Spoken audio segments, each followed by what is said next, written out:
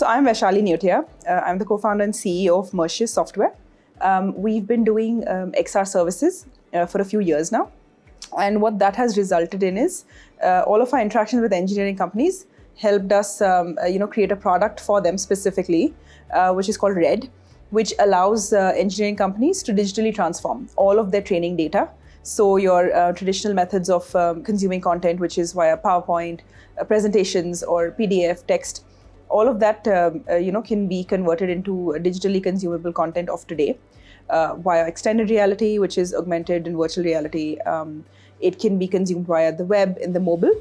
So what we've basically addressed is a lot of the new age learning methodologies where you have a less attention span and you want to consume content quickly and you want to be able to retain a lot of what what you're exposed to. DigitalOcean provides, I feel like it's very developer friendly, which is a big advantage for us. Essentially, any engineer can provide instances on DO, which is a big advantage over some of the others out there because you need basic developer skills to use some of the other options out there. And another important aspect was the global footprint. I think what that did for us is it helped us spin up instances close to our customers for RED's collaborative capabilities. And what that does is it reduces latency as well as increases performance. So that's been good for us. We do all of our internal tooling on DigitalOcean. So everything is hosted on it. And when I say everything, I mean the code repository plus the FTP server plus our collaborative tools. So everything. And then another way that we use the platform is for RED's collaborative capabilities, like I mentioned. So what happens is in training scenarios when something has to be created or has to be served, so multiple people can join a virtual space together. And because of DigitalOcean's global footprint, we're able to spin up instances close to the customer on demand. So that makes the experience really good. It's important to really know, have some sense of what you're getting into, that it's not all fun and games. It's not all, everybody's not a Facebook or an Apple. And the harsh reality is it's a lot of patience, it's a lot of perseverance, a lot of passion, a lot of belief in what you're doing, and a lot of practicality, to be honest.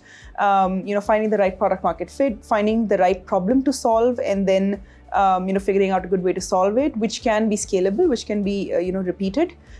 These are some things which especially techies lose track of. I feel like being engineers, or coming from a technical background, we just obsess a lot about the tech. Tech is great, of course, and tech is useful when it solves some purpose. When it's useful for something, then tech is great. But just being obsessed with it and then trying to create a problem just so your tech can fit in there doesn't work. We're not all Apple. It's great to learn from your own mistakes, but true wisdom is learning from someone else's. And there are plenty of entrepreneurs who've been there, done that. It's important to know that that as an entrepreneur, you're not alone. People have been through probably similar or worse things that as you, and you can learn from their experiences. You can learn from their mistakes, and it's important to have three things. I feel. The right mentor, somebody who's been there, done that. Money, it's important to have a pipeline of funds in there. Running lean is great. Being bootstrapped, you do that, but there's a time and cost factor. Also, you do need to survive. You do have people to pay salaries to, right?